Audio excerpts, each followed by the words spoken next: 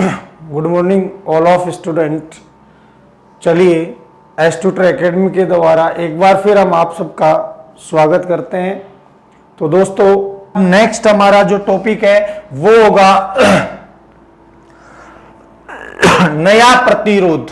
देखिए नया प्रतिरोध ये कोई टॉपिक नहीं है, इससे केवल एक न्यूमेरिकल निकलता है और न्यूमेरिकल निकालने के लिए हमें इसको पढ़ना ही पड़ेगा। देखिए यदि आपसे कोई ये कह दे कि मान लीजिए एक चालक दे रखा है और उसका प्रतिरोध आपको 100 ओम दे रखा है। कितना दे रखा है? 100 ओम दे रखा है। और यदि इस चालक की जो लंबाई है, ये जो लंबाई है, ये लंबाई दुगनी कर दी जाए। कितनी कर दी जाए? दुगनी कर दी जाए। जब तक लंबाई दुगनी नहीं होती है उससे पहले वो प्रतिरोध कितना था? 100 ओम। लेकिन अब इसने क्या कर दिया? इसी चालक की लंबाई को क्या कर दिया?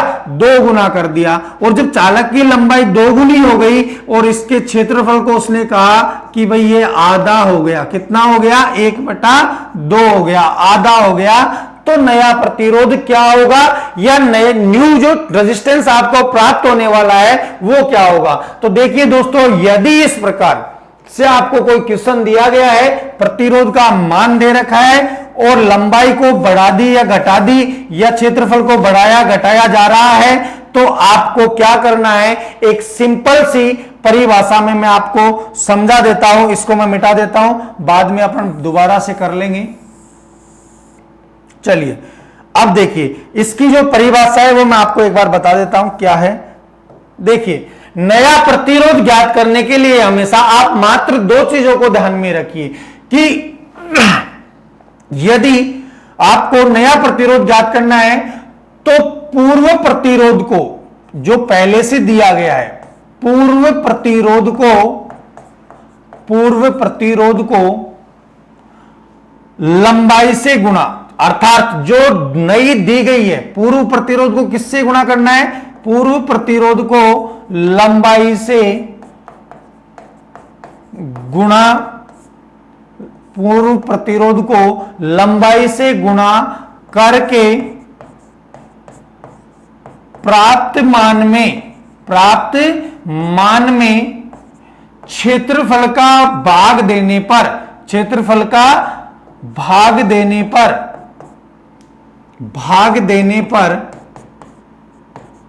प्राप्त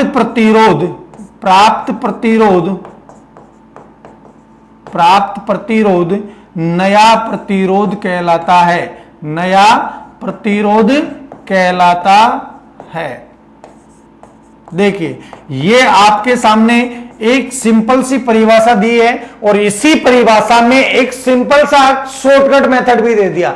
देखिए क्या कह रहा है ये कि पूर्व प्रतिरोध, अब मान लीजिए, अब हम एक न्यूमेरिकल से इसको समझते हैं। मान लीजिए ये आपके पास में एक रेजिस्टेंस है, मतलब ये हमारा क्वेश्चन हो गया और इस रेजिस्टेंस का मान आपको दे रखा है कि 200 ओम है। कितना दे रखा है? 200 ओम। और इसने कहा कि इसकी जो लंबाई है, ये लंबाई पहले कितनी थी? L थी। अब इसने कहा कि इस लंबाई को 4 गुना कर दिया। कितना कर दिया? 4 गुना कर दिया। और इसका जो क्षेत्रफल है, इसका जो ये एरिया है, ये जो क्षेत्रफल है, इस क्षेत्रफल को भी कितना कर दिया? मतलब क्षेत्रफल किससे लिखते हैं हम? A से। और जब क्षेत्रफल को कितना करेगा ये कि क्षेत्रफल भी इसने कहा कि मैंने क्षेत्रफल 2 गुना कर दिया। मान लीजिए आप 2 गुना मानिए। कितना हो गया? 2 गुना हो गया। कितना हो गया? 2 गुना हो गया। तो देखिए हम इसे भूल जाते हैं, इसे पढ़ते हैं। ये क्या कह रहा है कि पूर्व प्रतिरोध को लंबाई से गुणा। पूर्व प्रतिरोध कितना है हमारे पास? 200 और लंबाई कितनी है? 4 गुना। तो देखिए नया प्रतिरोध हमें ज्ञात करना है तो यहां पर लिखिए R न्यू, और R न्यू बराबर आप क्या करोगे? 200। पूर्व प्रतिरोध कितना दे रखा है? 200।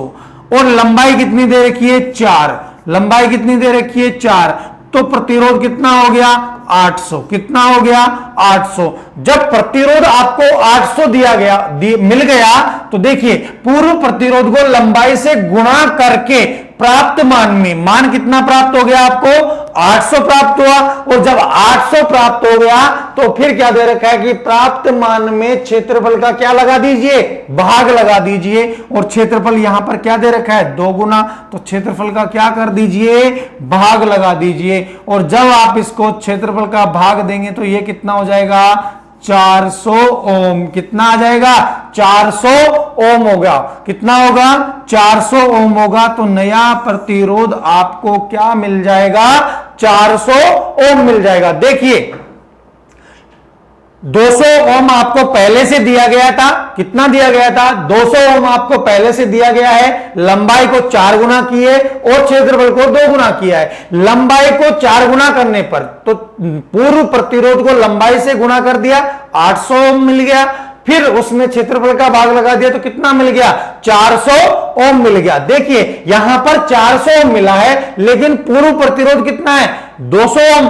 तो ये देखिए पूर्व प्रतिरोध का जस्ट डबल हो गया, मतलब पूर्व प्रतिरोध से 2 गुना आपको प्राप्त हुआ है। कब, जब आपने उसकी लंबाई को 4 गुना किया है और उसके क्षेत्रफल को कितना कर दिया, 2 गुना कर दिया है। चलिए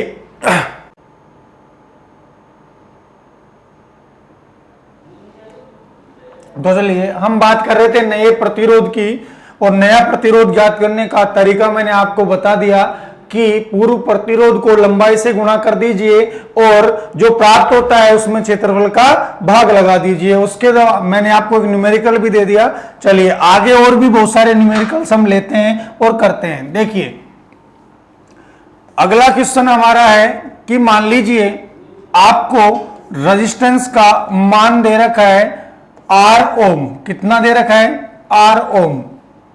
और चालक की जो लंबाई है उस लंबाई को आधा कर रखा है। कितना कर रखा है, आधा। और क्षेत्रफल को 4 गुना कर दिया। कितना कर दिया, या 1/4 ले लीजिए कि 1/4 गुना, मतलब इसका मतलब होता है चौथाई। क्या होता है, चौथाई।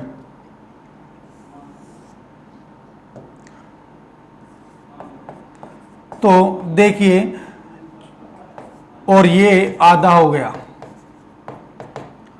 बहुत आसान और सिंपल न्यूमेरिकल्स है यदि आपने ध्यान से इस ट्रिक्स को अपना लिया तो। देखिए पूर्व प्रतिरोध कितना दे रखा है, R ओम दे रखा है और लंबाई को उसने क्या किया कि आधा कर दिया। यदि लंबाई आधा कर रहा है तो पूर्व प्रतिरोध को हम किससे गुणा करेंगे, लंबाई से।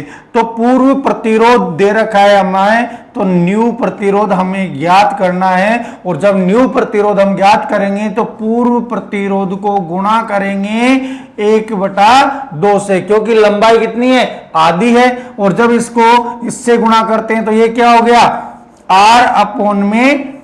कितना हो गया, R/2। अब देखिए लंबाई से गुणा करने पर हमें एक और प्रतिरोध मिल गया कि R/2 हो गया। और इसमें किसका भाग लगाना है, इसमें क्षेत्रफल का भाग लगाना है। अब क्या करें, इसमें क्षेत्रफल का भाग लगा देते हैं। और जब क्षेत्रफल का भाग लगाएंगे तो क्या हो जाएगा, ये R न्यू बराबर R/2। क्षेत्रफल कितना है, चौथाई। और जब क्षेत्रफल चौथाई होगा तो आप इसको ऐसे लिखोगे 1/4। भाई R/2 के बटे में 1/4 करोगे। और जब 1/4 करोगे तो ये क्या हो जाएगा, R/2 इंटू का 4।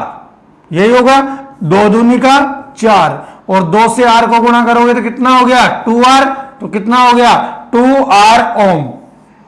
कितना मिला, 2R ओम आपको प्राप्त हुआ है। देखिए पूर्व प्रतिरोध को हमने लंबाई से गुणा किया तो R/2, मतलब आधा प्रतिरोध मिला हमें। और क्षेत्रफल को 1/4 कर दिया तो R/2 में 1/4 का भाग लगाओगे तो 4 ऊपर चला जाएगा और गुणा हो जाएगा। जब ये गुणा होगा 2 से 2 से कैंसिल हो जाएगा, 4 2 बार, और ये कितना हो गया, 2R। तो देखिए आपका जो प्रतिरोध है वो पूर्व प्रतिरोध का क्या हो गया, 2 गुना हो गया। तो देखिए यदि आपको क्वेश्चन ऐसे दे रखा है कि यदि प्रतिरोध का मान R ओम दिया गया है और उसकी लंबाई को आधा कर दिया जाए तथा क्षेत्रफल को चौथाई कर दिया जाए तो नया प्रतिरोध क्या होगा।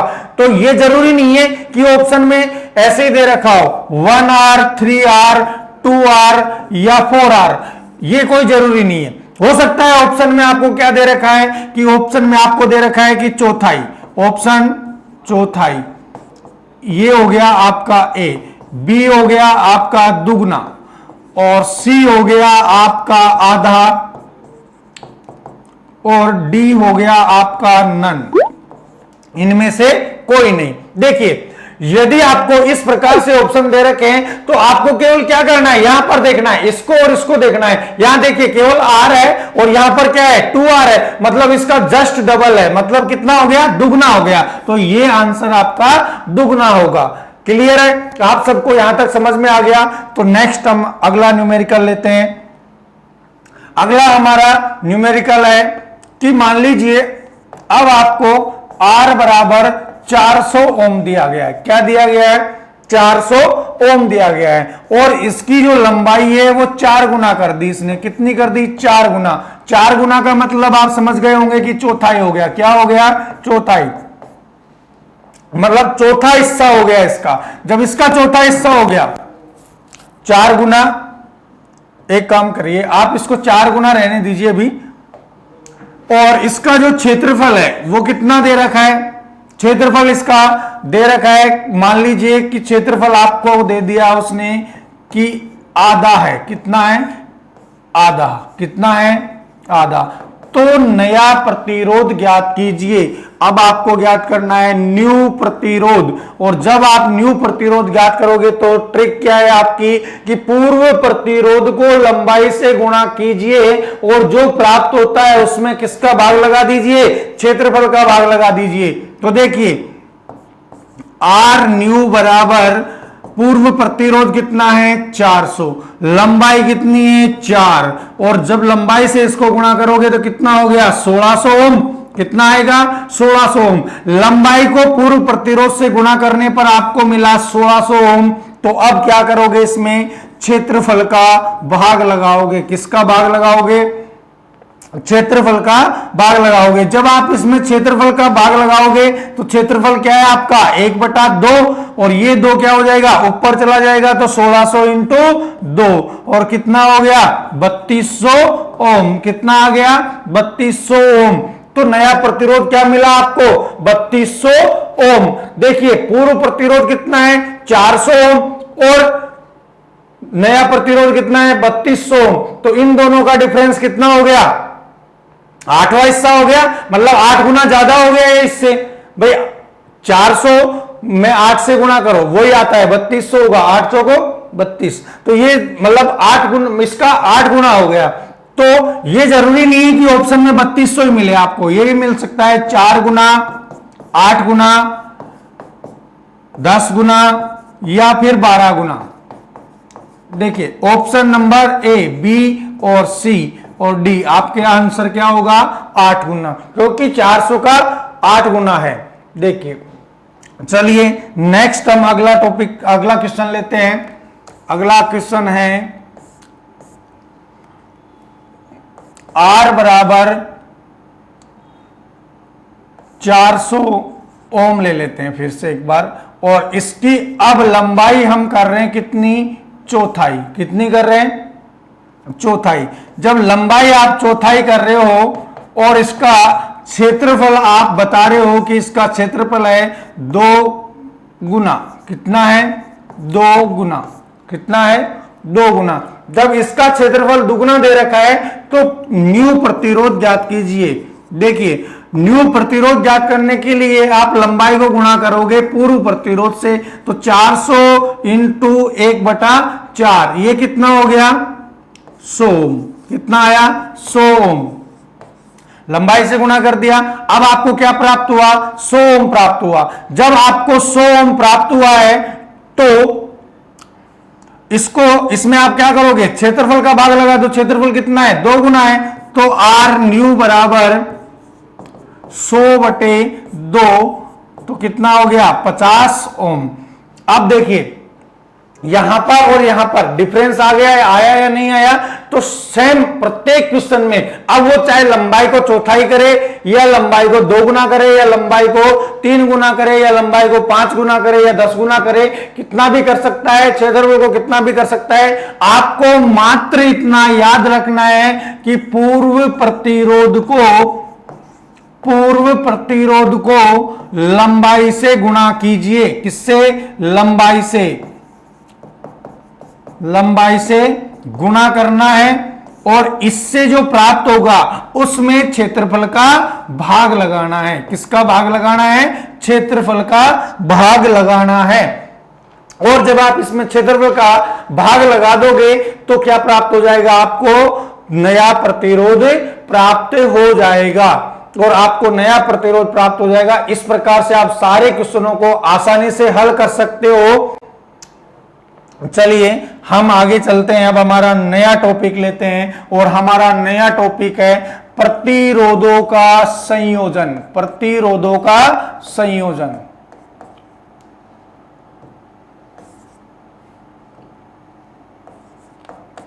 संयोजन। देखिए आप किसी भी परिपथ में प्रतिरोधों को 3 प्रकार से जोड़ सकते हैं। इंपॉर्टेंट है 2। सबसे पहला श्रेणी क्रम संयोजन। कौन सा है? श्रेणी क्रम संयोजन। देखिए सीरीज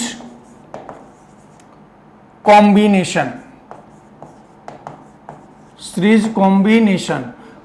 और दूसरा है आपका समांतर क्रम संयोजन। समांतर क्रम संयोजन। Parallel combination.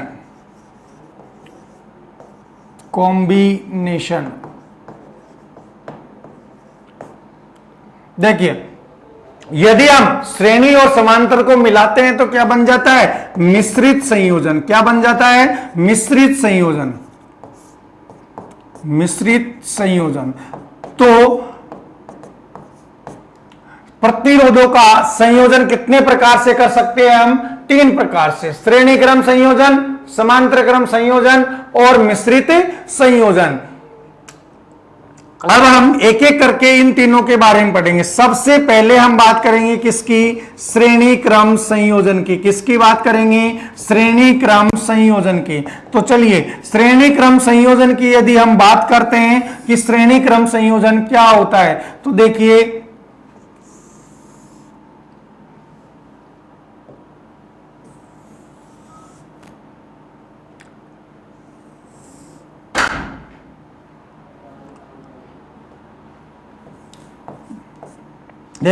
श्रेणी क्रम संयोजन की हम बात करते हैं।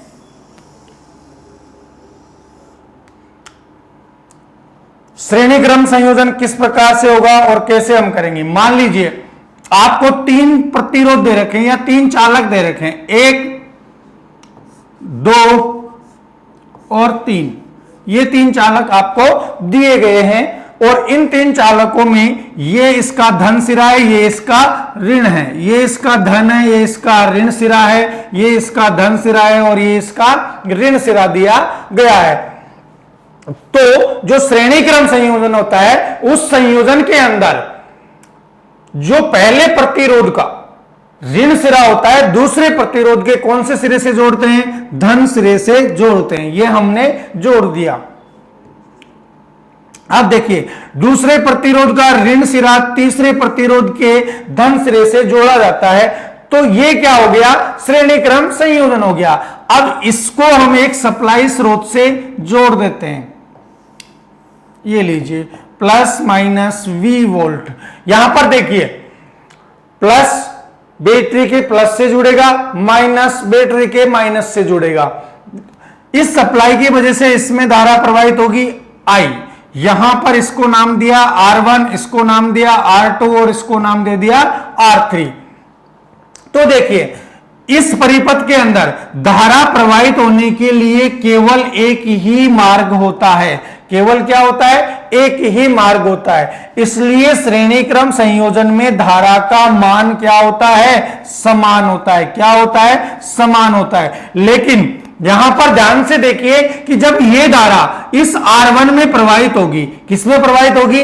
R1 में, तो यहां पर कुछ ना कुछ वोल्टेज ड्रॉप होगा और वो वोल्टेज ड्रॉप क्या है? V1 है। जब यहां से निकलकर धारा R2 में आएगी तो यहां पर भी एक वोल्टेज ड्रॉप होगा, वो है V2, और जब R3 में आएगी तो यहां पर भी एक वोल्टेज ड्रॉप होगा, वो क्या है? V3 है। तो देखिए यहां पर वोल्टेज का मान हमें अलग अलग प्राप्त हो रहा है, V1, V2, V3, ये वोल्टेज ड्रॉप जो है अलग अलग हमें प्राप्त हो रहा है। तो श्रेणी क्रम संयोजन में वोल्टेज ड्रॉप का मान अलग अलग होता है। श्रेणी क्रम संयोजन में वोल्टेज ड्रॉप का मान क्या होता है? अलग अलग होता है। देखिए एक बार दोबारा से देख लीजिए कि श्रेणी क्रम संयोजन किस प्रकार करते हैं। तो पहले प्रतिरोध का ऋण सिरा दूसरे प्रतिरोध के धन सिरे से जोड़ा जाता है और दूसरे प्रतिरोध का ऋण सिरा तीसरे प्रतिरोध के धन सिरे से जोड़ेंगे। आगे हम कंटिन्यू ऐसे ही करते रहेंगे। मान लो कि R4 दे रखा है, यदि आपको R4 भी दे रखा है तो तीसरे प्रतिरोध का ऋण सिरा चौथे प्रतिरोध के धन सिरे से जोड़ेंगे।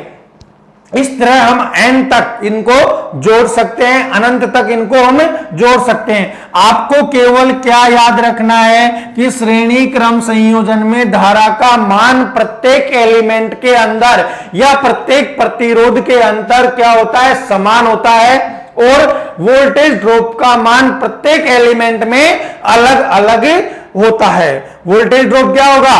अलग अलग होता है। देखिए यहां तक आप लोगों को समझ में आ गया होगा, लेकिन अब इसमें से जो क्वेश्चंस पूछे जाते हैं वो क्या क्या बनते हैं, कैसे बनते हैं। देखिए सबसे पहले इस परिपथ का आपसे पूछा जाएगा कि कुल रेजिस्टेंस या कुल प्रतिरोध ज्ञात कीजिए। तो नंबर 1 कुल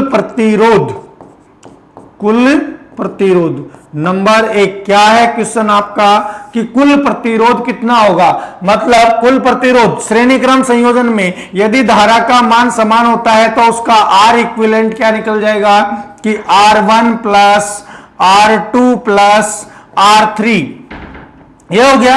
लेकिन ये कब तक है? जब तक कि तीन प्रतिरोध परिपथ में जुड़े होंगे। यदि आपसे कहा गया है कि श्रेणी क्रम संयोजन में n प्रतिरोध जुड़े गए हैं तो हम कहां तक लेंगे? Plus dot dot plus Rn। अब इसका मतलब यह है कि इसके बीच में आप कितने भी प्रतिरोध जोड़ सकते हो, n तक कितने भी जोड़ो आप, क्योंकि n का मान तभी समाप्त होगा जब आपके सारे प्रतिरोध उसमें जुड़ चुके होंगे। देखिए एक हो गया आपका कि कुल प्रतिरोध ज्ञात कीजिए, ठीक है। जब आप इसका कुल प्रतिरोध ज्ञात कर लेंगे तो अगला आपका जो क्वेश्चन होगा इसमें वो ये है कि परिपथ में धारा का मान ज्ञात कीजिए। क्या ज्ञात करना है? कुल धारा। क्या ज्ञात करनी है? कुल धारा। और जब आप कुल धारा ज्ञात करोगे तो एक सूत्र तो आपके पास में ओम के नियम से ये होगा कि I बराबर V अपॉन R। तो दोस्तों ये कब लगेगा? जब आपको परिपथ में वोल्टेज दिया गया है, सप्लाई वोल्टेज। ये कौन सा वोल्टेज है? Supply voltage. कौन सा है? Supply voltage. और ये क्या है? कुल प्रतिरोध, मतलब परिपथ का कुल प्रतिरोध। तो आप क्या ज्ञात कर सकते हो? परिपथ की धारा ज्ञात कर सकते हो। लेकिन अभी हम बात कर रहे हैं केवल श्रेणी क्रम संयोजन की, और जब हम श्रेणी क्रम संयोजन की बात करते हैं तो कुल धारा क्या है परिपथ में? I। और प्रत्येक एलिमेंट में धारा क्या होगी? I बराबर I1, क्योंकि हमारे पास तीन प्रतिरोध है तो पहले में I1 होगी, दूसरे में क्या होगी? I2 होगी, और तीसरे में क्या होगी? I3 होगी। यदि n प्रतिरोध जुड़े हुए हैं तो क्या हो जाएगी? IN। तो परिपथ की कुल धारा क्या होगी?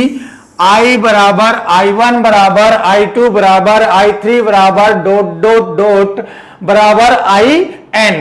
देखिए क्योंकि श्रेणी क्रम संयोजन में धारा का मान हमेशा क्या होता है? समान होता है, चाहे उसमें कितने ही एलिमेंट जुड़े हो। प्रत्येक एलिमेंट में जो परिपथ की कुल धारा होगी वही प्रवाहित होती है। नेक्स्ट क्वेश्चन हमारा क्या बनता है? नेक्स्ट हमारा इसमें क्वेश्चन बनता है कि प्रत्येक एलिमेंट पर वोल्टेज ड्रॉप का मान ज्ञात कीजिए। तो हमें प्रत्येक एलिमेंट पर क्या ज्ञात करना है, वोल्टेज ड्रॉप ज्ञात करना है। और जब वोल्टेज ड्रॉप हम ज्ञात करेंगे तो देखिए कैसे करेंगे, वोल्टेज ड्रॉप प्रत्येक एलिमेंट पर, पहला एलिमेंट हमारे पास क्या है, R1 में, R1 में क्या हो जाएगा, R1 में वोल्टेज ड्रॉप ज्ञात करना है, तो R1 में कितना हो रहा है, V1, और जब V1 होगा तो क्या हो जाएगा, कुल धारा क्या है परिपथ की, I है, और रेजिस्टेंस कितना दे रखा है उसका, R1 दे रखा है, तो V1 बराबर I इंटू R1। दूसरा हम क्या ज्ञात करेंगे, R2 में, जब हम R2 में वोल्टेज ड्रॉप ज्ञात करेंगे तो क्या हो जाएगा, V2 बराबर V2 बराबर I इंटू V2 बराबर I इंटू R2,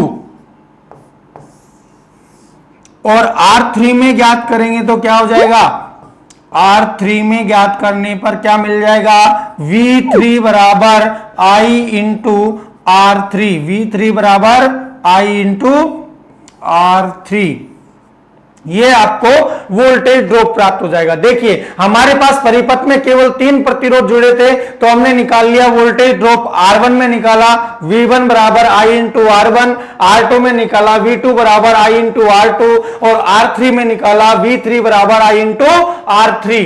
यदि परिपथ में n एलिमेंट जुड़े हो तो क्या करोगे, यदि n एलिमेंट जुड़े हो तो आप Rn के लिए निकालोगे, किसके लिए निकालोगे, Rn के लिए।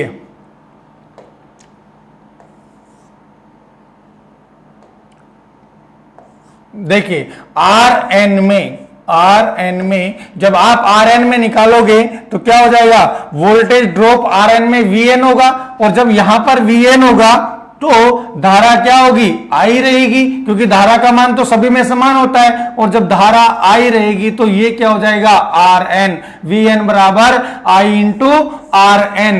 यदि परिपथ में, ये कब काम में आएगा, जब यदि परिपथ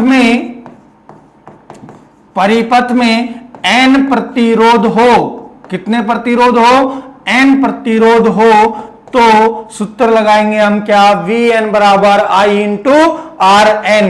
तो ये न्यूमेरिकल्स आपसे सबसे पहले आपसे पूछा जाएगा कि परिपथ का कुल रेजिस्टेंस कितना है, फिर आपसे कुल धारा पूछेंगे, फिर आपसे प्रत्येक एलिमेंट के अंदर वोल्टेज ड्रॉप का मान पूछेगा, और उसके बाद आपसे परिपथ का कुल वोल्टेज भी पूछ सकता है। तो अब परिपथ का कुल वोल्टेज कैसे ज्ञात करोगे, देखिए कुल वोल्टेज, और कुल वोल्टेज ज्ञात करने का सूत्र क्या होगा, कुल क्या है, सप्लाई वोल्टेज दे रखा है वही पूरा है, और जब सप्लाई वोल्टेज Vt दे रखा है तो क्या हो जाएगा, Vt बराबर V1 plus V2 plus V3, तीनों को जोड़ दो, इन तीनों का जो योग होगा वही क्या हो जाएगा, उसका टोटल वोल्टेज हो जाएगा। लेकिन यदि परिपथ में n दिए गए हो तो क्या करोगे, प्लस Vn और लगा दीजिए इसके साथ, तो ये क्या हो जाएगा, इसका कुल वोल्टेज निकल जाएगा। यहां तक आप सभी को समझ में आ गया होगा। चलिए इसके बाद यदि परिपथ में एक शॉर्ट चीज और मैं आपको बता देता हूं कि मान लीजिए आपको किसी श्रेणी क्रम संयोजन में, ये एक आपका श्रेणी क्रम संयोजन है 3 प्रतिरोधों का, प्लस माइनस V वोल्ट, और ये है I, यहां पर धारा प्रवाहित हो रही है, इसका R1 और R1 का मान आपको 30 ओम दिया है, ये R2 का मान भी आपको 30 ओम दिया है, और ये R3 और R3 का मान भी आपको मान लीजिए 30 ओम दिया गया है। कितना दिया गया है, 30 ओम। देखिए यहां पर, तो यदि परिपथ में समान मान के प्रतिरोध जुड़े हो, परिपथ में क्या हो, समान मान के प्रतिरोध, समान मान के प्रतिरोध जुड़े हो, मान के प्रतिरोध हो, तो देखिए यदि समान मान के दे रखे हैं तो R इक्विवेलेंट बराबर क्या हो जाएगा, R इंटू एन, क्या हो जाएगा, R इंटू एन। ये लीजिए, ये आपका एक सूत्र हो गया जिसके द्वारा आप जल्दी से जल्दी उस क्वेश्चन को हल कर सकते हो। देखिए R इंटू एन, यहां पर n का मान क्या है, n क्या है, n है प्रतिरोधों की संख्या, प्रतिरोधों की क्या है संख्या, और प्रतिरोध कितने हैं, प्रतिरोधों की संख्या, प्रतिरोध हमारे पास में अभी कितने जुड़े हुए हैं, 3 जुड़े हुए हैं, और 3 जुड़े हुए हैं तो हम यहां रखेंगे R का मान कितना है 30, किसी एक प्रतिरोध का मान ले लेंगे और इसको किससे मल्टीप्लाई करेंगे 3 से, तो कितना हो गया 90 ओम। यदि आप इससे ना करके उस वाले सूत्र से करते हो तो R इक्विवेलेंट बराबर क्या हो जाएगा R1 plus R2 plus R3, यही होगा, और इन तीनों का मान रखो, R1 का मान 30, R2 का मान भी 30 और R3 का मान भी कितना है 30, 30 और 30 60 और 30 90, आंसर वही आ रहा है। लेकिन यहां पर हमें कुछ नहीं करना पड़ा, केवल एक प्रतिरोध का मान लिया और 3 से उसको गुणा कर दिया, यहां तीनों को जोड़ दिया 90 ओम हो गया, यहां पर भी कितना है 90 ओम है।